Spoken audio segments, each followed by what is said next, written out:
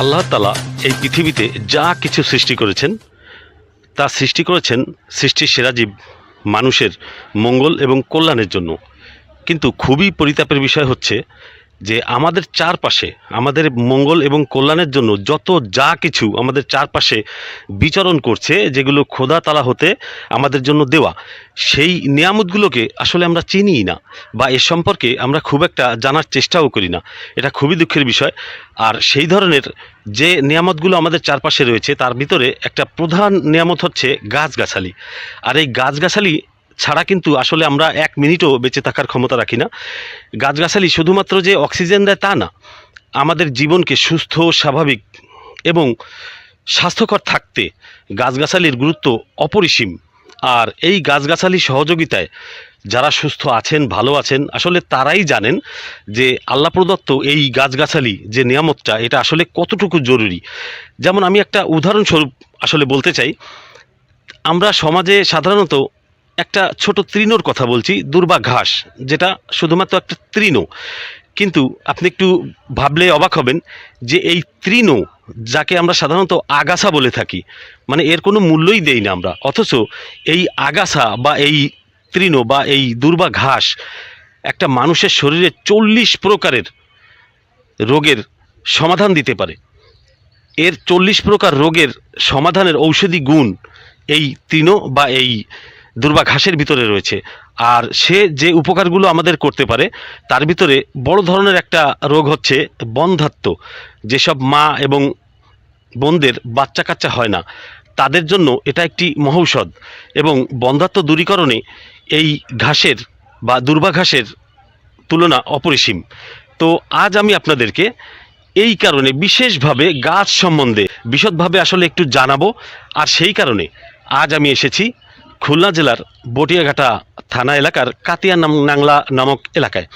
এই এলাকায় একজন কবিরাজ রয়েছেন। সেই কবিরাজের বিশাল বাগান রয়েছে। সেই বাগানটা প্রায় 2 একর জায়গার উপরে নির্মিত এবং প্রায় 2500 ঔষধি গুণসম্পন্ন গাছ এখানে অবস্থান করছে। আজ আমি আপনাদেরকে সেই ব্যাপারে দেখাবো। আসুন আমি আপনাদেরকে সেগুলো দেখাই এবং তার সাক্ষাৎকার নিই এবং তার গুণাগুণ সম্বন্ধে আপনাদেরকে জানাই।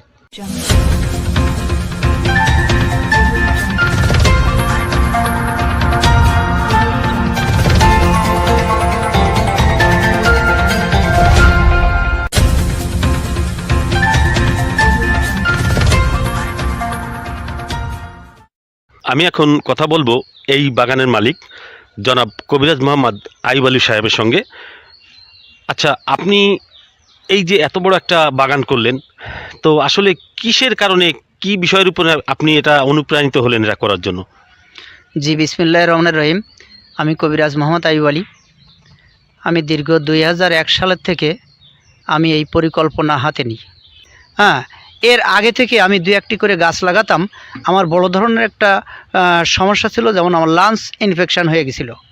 তখন ডাক্তার তোরাব আলী খুলনা থেকে উনি যখন আমারে বলল যে আপনার এই চিকিৎসা সুস্থ হতে গেলে লন্ডন যাওয়া লাগবে, তখন আমি হতাশায় পড়লাম যে আমার মতন লোক লন্ডন যাওয়া ফ্লাইট ভাড়া হবে না।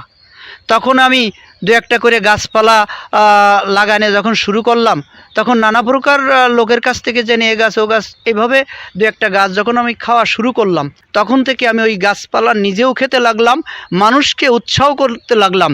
জ্বর হলে বা নানা প্রকার সর্দি কাশি, এগুলোর জন্য আমার বাগান থেকে তখন আমি 2-1টা করে লাগাতে লাগাতে এখন আমার বাগানে 2500 প্রজাতি ঔষধি উদ্ভিদ লাগানোর সক্ষম অর্জন আল্লাহ করেছে। আচ্ছা, আপনি শুনেছি জাতীয় পুরস্কারও পেয়েছেন, তো কি কি পুরস্কার পেয়েছেন এই ব্যাপারে আমাদের দর্শকদেরকে কিছু জানান। জি, আমার দেশের মাননীয় প্রধানমন্ত্রীর কাছ থেকে জাতীয় পুরস্কার পাইছি এবং ডেলি স্টারের মাধ্যমে আমি অ্যাওয়ার্ড পাইছি। এশিয়া মহাদেশের যখন একটা সার্বভুক্ত একটা সেমিনার হয়, একটা এনজিও ভিত্তিক, তখন ঢাকা গুলশানে একটি আন্তর্জাতিক হোটেলে, ওখানে আমি প্রথম স্থান অধিকার করে সেখান থেকে ডেপুটি স্পিকার ফজলে রাব্বি মিয়ার হাতের থেকে আমি একটা পুরস্কার পাই।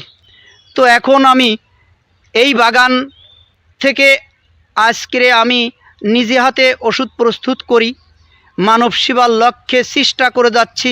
বড় বড় জটিল কঠিন রোগ যাদের ডাক্তাররা বলছে হাড়ের জয়েন্ট ফাঁকা হয়ে যাচ্ছে, হাড় খেয়ে যাচ্ছে, আসলে মানবদের হাড়ের জয়েন্ট যদি ফাঁকা হয়ে যায়, জাস্ট আমাদের মেরুদণ্ডর হাড়ের জয়েন্ট যদি ফাঁকা হয়, ওই বেচারা উঠে দাঁড়াইতে পারে না বা হাঁটতেও পারে না।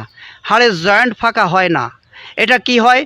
আমাদের খাদ্যদ্রব্যের মধ্য থেকে যার আমাদের পুষ্টিহীনতার জন্য ক্যালসিয়ামের সমস্যা হয়ে যাচ্ছে, খাদ্যে বিষক্রিয়া, হ্যাঁ খাদ্য বিষক্রিয়া আসে।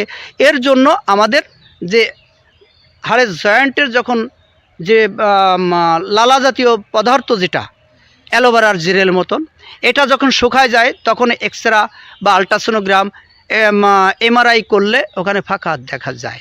ওইটাই ধরা পড়ে আর কি। আমার কাছে গাছ দিয়ে যে ওষুধ প্রস্তুত করা ওষুধ, এগুলো খাওয়াইলে ধীরে ধীরে ওই সমস্যাটা যখন সমাধান হয়ে যায়, তখন প্রতিটা রোগী এইভাবে আল্লাহ পাক তাকে ভালো করতেছে, সুস্থ হয়ে যাচ্ছে, এভাবে চেষ্টা করে যাচ্ছি। আমার স্ত্রী নাজমিন আক্তার নিপু এই বাগানের পরিচালক হিসেবে সে দায়িত্ব পালন করছে। সে এখন মাননীয় প্রধানমন্ত্রীর জাতীয় বৃক্ষরোপণ কমিটির আমাদের খুলনা বিভাগের বন অধিদপ্তরের বিভাগীয় কমিশনার কার্যালয় 6 সদস্য বিশিষ্ট কমিটির নারী সদস্য উনি। তো আপনার বাগানে যে বিশেষ মানে ঔষধি গুণ সম্পন্ন যে বিশেষ গাছগুলো রয়েছে, সেগুলো আমাদেরকে একটু ঘুরিয়ে দেখান, আর সেই গাছের গুণাগুণ সম্পর্কে একটু জানান। জি দেখেন, এই যে একটা গাছ দেখা যাচ্ছে, আপনারা দেখতে পাচ্ছেন, এই গাছটা হচ্ছে কুচিলা গাছ বলা হয়। যেমন এই কুচিলা দিয়ে নাক্সবাম ওষুধ তৈরি হয়। এটা আপনার খেলে মানবদেহের হৃদ দুর্বলর কাজ করে, যেমন হার্টের কাজ। এটা হার্টের জন্য অত্যন্ত ফলপ্রদ। এই একটা গাছ দেখা যাচ্ছে, এই গাছটা আমাদের দেশে খুব কম পাওয়া যায়। গাছটার নাম হচ্ছে পিয়াশাল। এই পিয়াশাল গাছ, যাকে এক ভাষায় বলা হয় পিতশাল, এটা ভারতবর্ষে মধ্যপ্রদেশের থেকে আমি সংগ্রহ করি। এই গাছের ফল দ্বারা যেমন পিত্ত পাথরি, গল ব্লাডার পাথরি, যেটাকে আমরা পাথরি রোগ বলা হয়, এই নানা প্রকার পাথরের জন্য এই গাছের ফল দিয়ে যখন ওষুধ প্রস্তুত করে একটা গুরুত্বপূর্ণ ভূমিকা পালন করে। এর ওষুধ খেলে পাথরগুলো গলে বের হয়ে যায়। যে কোনো মানবদেহের ভিতর অংশে যদি কোনো ইনফেকশান ক্ষত হয়ে যায়, এমনকি ক্যান্সার পর্যন্ত যাদের কেমো দিছে, কেমো দেওয়ার রুগীদের জন্য এক্ষেত্রে এটা যদি আপনার খাওয়ানো হয়, তাহলে ওই ক্যান্সার রোগ প্রতিরোধ ক্ষমতা এতে আসে, ধীরে ধীরে এই ইনফেকশানগুলো এটায় সেরে যায়। এই গাছটার নাম হচ্ছে জাতি মালতী বা জাতি পুষ্প বলা হয়। একটা গাছ দেখতে পাচ্ছেন, গাছটার নাম হচ্ছে অশ্বগন্ধা। এই গাছের মূল জিনশানের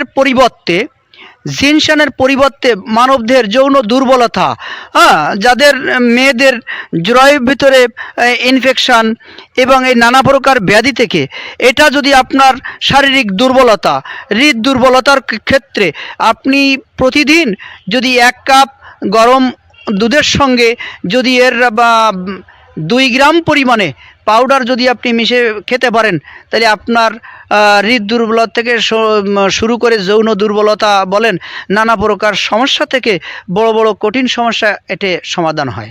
এই যে গাছটা দেখতে পাচ্ছেন, এটা হচ্ছে অশোক গাছ। এই অশোক গাছ, যেমন আয়ুর্বেদিক যে অশোকারিষ্ট সালসা তৈরি করতে গেলে আগেই অশোক ছাল লাগে। মেয়েদের অনিয়মিত ঋতুস্রাব, সাদা স্রাব, জরায়ু ইনফেকশান, এর পরে বন্ধ্যাত্ব রোগী, এই অশোক ছাল দ্বারা ওষুধ প্রস্তুত প্রণালী হয়, যা খেলে মানবদেহের অত্যন্ত উপকারিতা। একে বলা হয় জলজামিনী। এই জলজামিনী গাছটা মূত্র কৃচ্ছতা, যাদের অত্যন্ত ঘন প্রস্রাব, যাদের প্রস্রাবের সঙ্গে ক্ষয় হয়, এই জলজামিনী গাছ, হিন্দিতে বলা হয় সিলিহিন্ট, এই গাছটায় এত ভালো কাজ করে যা মানবদেহের জন্য অত্যন্ত উপকারী। এটা হচ্ছে শৃঙ্গাকার।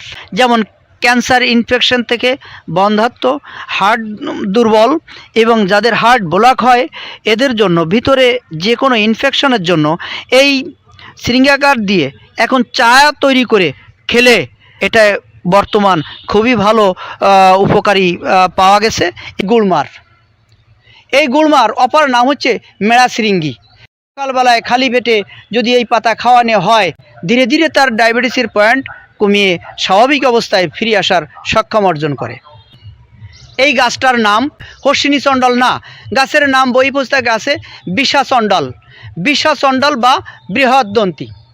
এই বিষাচণ্ডলের কাজ হচ্ছে যাদের রক্ত আমাশা, যাদের সাদা আম পড়ে, এই রোগের জন্য যখনই আপনার 5 থেকে 7 ফোঁটা আঠা যদি কাউকে খাওয়ানো হয়, তার রক্ত আমাশা হোক আর সাদা আম পড়ুক, এটা অল্প সময়ের ভিতরে 2-1 দিনের ভিতরে তার উপশম আসে। আচ্ছা, এই যে আপনার বাগানে একটা ছোটোখাটো পাহাড়ের মতো দেখছি, আর তার সঙ্গে একটা হনুমানও দেখতে পাচ্ছি, আসলে এর সাথে আপনার এই বাগানের সম্পর্কটা কি যদি আমাদেরকে একটু জানান। আয়ুর্বেদিকের একটা ইতিহাস তুলে ধরার জন্য আমি চেষ্টা করতেছি। যেমন এই যে একটা হনুমান আমি তৈরি করেছি নিজে হাতে করে, এটাকে একটা পর্বত ধরায় দেওয়া হয়েছে, একটা পাহাড়ের চূড়া ধরায় দিয়ে যে করা হয়েছে, এটাকে বোঝা যায় যে সনাতন ধর্মের ধর্মীয় গ্রন্থ থেকে আয়ুর্বেদ গ্রন্থ চলে আসে। এবং বাল্মীকি রামায়ণের 2য় খণ্ডে 354 নম্বর পৃষ্ঠায় উল্লেখিত হনুমানে ঔষধি আনায়ন, যে রাম লক্ষণ যখন অযোধ্যায় যখন যুদ্ধক্ষেত্রে করেছিল, তখন শক্তিশালী আঘাতে যখন উনি পড়েছিলেন, ক্ষত বিখ্যাত হয়ে সেই ক্ষত স্থানটা যখন পছন্দ ধরে এবং সে অচৈতন্য অবস্থায় অর্থাৎ বেহুশ হয়ে পড়ে থাকে, সেই অবস্থায় যখন সুসেন বৌদ্ধ এই চিকিৎসার জন্য আসলো, তখন রামভক্ত হনুমানকে স্মরণ করে হিমালয় পর্বতে গন্ধমাধব পাহাড়ে, তাই আমি ক্ষুদ্র আকারে এখানে সেই পাহাড়ের চিত্রটা তুলে ধরেছি। আসলে এই যে ফুলটা দেখতে আঙ্গুরের মতন থোকায় থোকায় ফুল হয়েছে, গাছটার নাম হচ্ছে পাষাণবেদ। যেমন এর সাধারণ গ্রাম বাংলায় বলে পাথরচুনি বা পাথরকুচি। এটায় যেমন মূত্রশয় পাথর হলে এটা বা রস খেলে ধীরে ধীরে পাথরগুলো পানির মতন করে গলে বের হয়ে যায়। আসলে দেখতে সজিনার মতন, ও এটা আসলে সজিনা না। যে কোনো বিষাক্ত মাছে যদি কাটা মারে, কাটায় হুল দেয়, এই গাছের গোড়া বেটে যদি তাতে লাগানো হয়, আপনার সুন্দর সঙ্গে সঙ্গে যন্ত্রণা বন্ধ হয়ে যায়। গাছটার নাম আসলে দেখতে সজিনার মতন, সজিনা বলা হয় না, এটাকে বলা হয় গজারি। আসলে সমাজে বাস করা প্রত্যেকটা মানুষই গাছগাছালি সম্বন্ধে কম বেশি ধারণা রাখে, কেউ এটাকে অবহেলা অন্তত করে না, এটা শিওর। তবে এটা নিয়ে কেউ চর্চাও খুব কম লোকে করে। তবে এটা যে কত উপকৃত একটা মানে আল্লাহর তরফ থেকে আমাদের জন্য নিয়ামত, এটা আসলে ভাষায় প্রকাশ করার মতো না। তো আজ আমি আপনাদেরকে এই সম্বন্ধে, এই বৃক্ষরাজি বা গাছপালা সম্বন্ধে যতটুকু পারলাম জানালাম, এবং আশা করি এটা আপনাদের অনেক কাজে লাগবে। তো আপনারা যদি মনে করেন যে এই ব্যাপারে আগ্রহী হবেন, তো এখানকার যে কবিরাজ সাহেব রয়েছেন আপনারা তার সঙ্গে যোগাযোগ করতে পারেন আমাদের মাধ্যমে, কিংবা আপনারা সরাসরি এসে তার সঙ্গে যোগাযোগ করতে পারেন, এবং হাজার প্রকার যে গাছ রয়েছে তার সংগ্রহ আপনার কাছেও রাখতে পারেন। আর এভাবে নিশ্চয়ই আপনার দ্বারাও সমাজের সকলে উপকৃত হবে। তো এই ব্যাপারে যতদূর আমার কাছে যা ছিল আমি আপনাদেরকে জানালাম। আপনারা ভালো থাকবেন। আমি FM আজাদ, দৈনিক খুলনার খবর।